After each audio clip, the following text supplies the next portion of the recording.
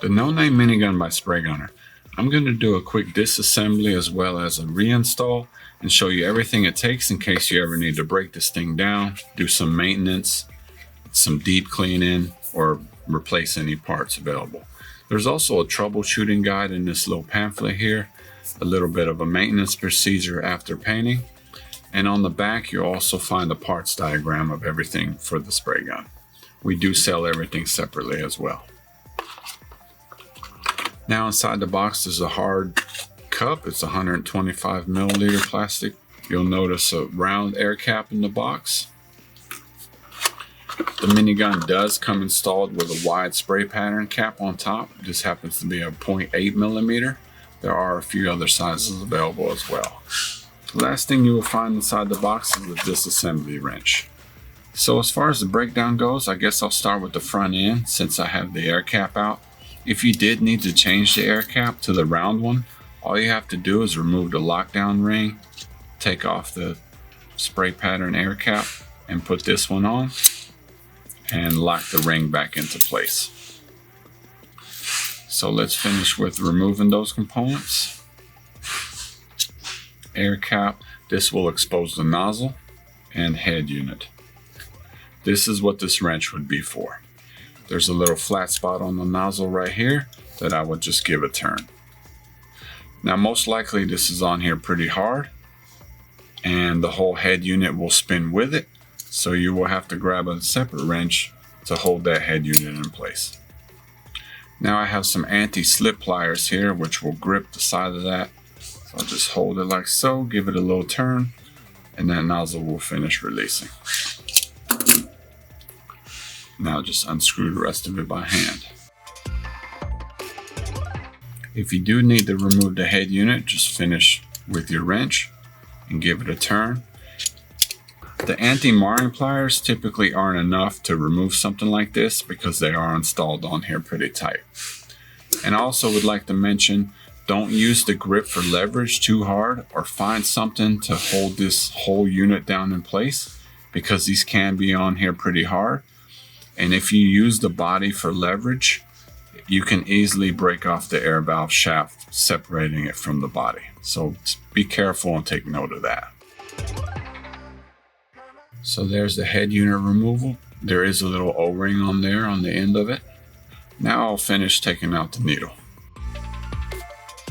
Just give the back handle a turn, which will expose the needle clamping nut. If that's not tight on there, that needle will not move. So just loosen that up.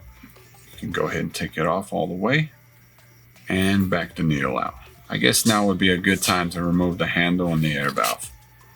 It does come installed with a quick coupler, so just remove that. That one came off easily by hand. I'll take my anti-marring pliers for this and loosen that nut on the bottom of the grip and just spin it off the rest of the way. Now the grip will slide right off. This will expose the extended shaft for the air valve and the air valve itself.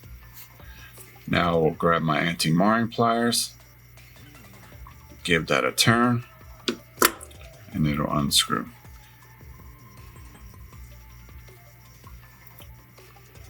If you did need to service the air valve, there is a flat spot here, so try to find the right wrench for that. This one is slightly too large for that flat spot on here. You can use this and then grab your anti-marring pliers and give that air valve a turn. Then it will come off by hand the rest of the way. Now take note, when you do that, I like to hold it down because there is a spring and that plunger in there. So that can easily fall out and get lost. So once that spring comes out, you can press on that plunger and it will fall right out as well. Now take note, there is a little O-ring on top of here, so be careful, that can be easily lost as well. Okay, now I'll remove the other handle holding the needle chuck and spring in place. Just give that a turn. Here's your needle spring and needle chuck. Now that will expose the brass screw inside the body. All you need is a flathead screwdriver, preferably a pink one like this, and just give it some turns until it comes out. Once I screw it out far enough where I can start seeing it extend out past the body, I can just finish with my hands and unscrew the rest. I also like to do this facing down because there is a spring inside as well as that slide cam, so those parts can fall out right away too. So here's your slide cam and that trigger spring. So there's only a few parts left, the trigger lever as well as that packing screw. All you need for this is also just a little flathead screwdriver. Give it a few turns and it'll come right out. And that's how you'd remove that lever. Now you see that little packing seal screw inside there. For this, all you need is a little maintenance tool like this. This is just a simple flathead screwdriver with a shaft on the end, so it can hold that screw while you try to take it out. All you need to do is go counterclockwise. I like to hold it down. That way the screw stays on my tool as I'm removing it. I'll just keep it on my tool for now and set it down. And that's pretty much it as far as the breakdown for the minigun goes. Now you can service, clean, or replace anything that might be needed.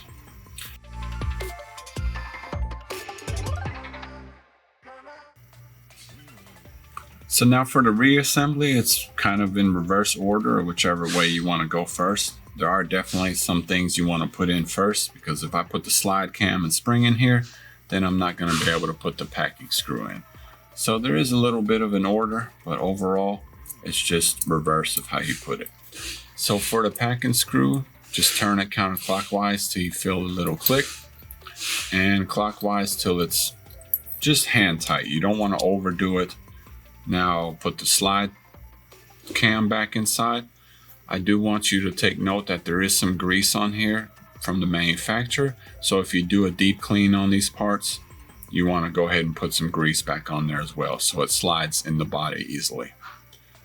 You also want to put it in the right way. There is a little indentation here where the lever would go, so if you did it like this inside the body, it's not going to function correctly because you need that slot to be facing the right way. So you're going to want to turn that around, put it in there first, give it a little turn where that flat spot is there, that way that lever can engage on it, and then it'll be just fine. So once you have that slide cam in, just drop the spring back in and that brass screw. Turn that till you can't do it by hand anymore, and then grab your pink screwdriver and tighten it all the way back into the body. Sometimes I use a needle in there as well, but screwdriver works best. You don't have to go too tight on it, it just needs to be locked and centered. Now I will put the trigger lever back on.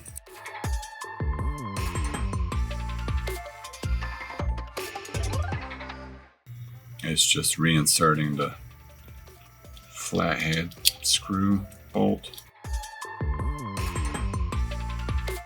At this point, you can give it a little pull and make sure everything is functioning smoothly. I guess I'll finish with the front end of it, the back end of it now. There is a little flat spot on here, so there's only one way it can go in. You can twist and turn, but it's only going to lock and fall in one centered place. That way, when you put the needle chuck screw on, the whole shaft isn't spinning and it keeps it in place. So after the needle chuck would come the needle spring, then the little body guide here holding everything into place. Now I can put the needle chuck screw on just a little bit. If you over tighten it, then you can't put the needle on. It's a good idea to now do the front end of it, so when you put the needle in, it knows where to stop. So I'll grab my head unit, a little counterclockwise so I feel that click. Give it a nice turn. You don't have to go overboard on this, but it does need to be fairly tight. If it's not tight enough, you might have bubbles in the cup. some blowback or some spitting or sputtering. So make sure that's nice and tight. Now you can reinstall the nozzle. Just hand tight all the way so you feel it stop, and give it another little snug tightening with your assembly wrench. Now you can put on whichever air cap you prefer and lock it down with that hold down ring. Okay, looks like it's a good time for the air valve reassembly. First I'll grab the plunger, put it back inside the body.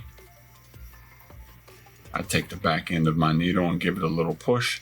Now as you notice, when I did that, the O-ring pops off. This happens pretty much 90% of the time. So you just have to put it back on after you get it into place. And the way I do that is by putting the spring in and the extension back on. Now that plunger has nowhere to go, and you can put that O-ring back on.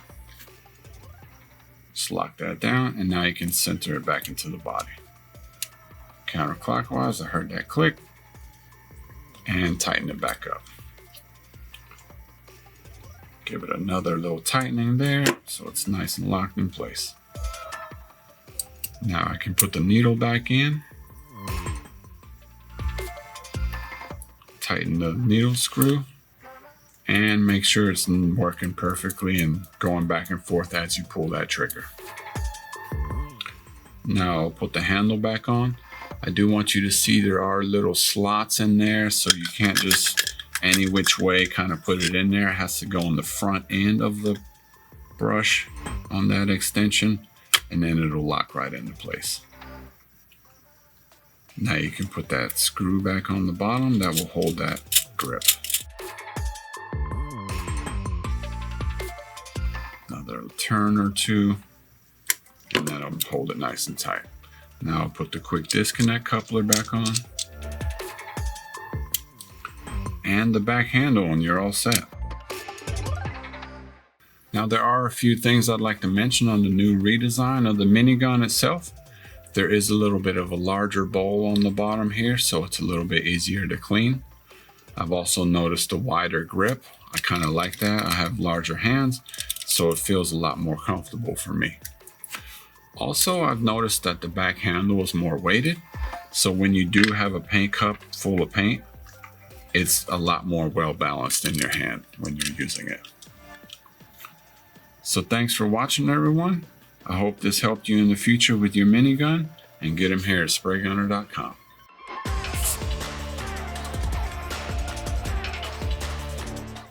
I would like to mention also all the tools that were used in today's video. We have some anti-marring pliers, a maintenance kit, just a flathead screwdriver, a mini for like watches or something like that, and a standard screwdriver, and then some anti-slip adjustable pliers. Thank you.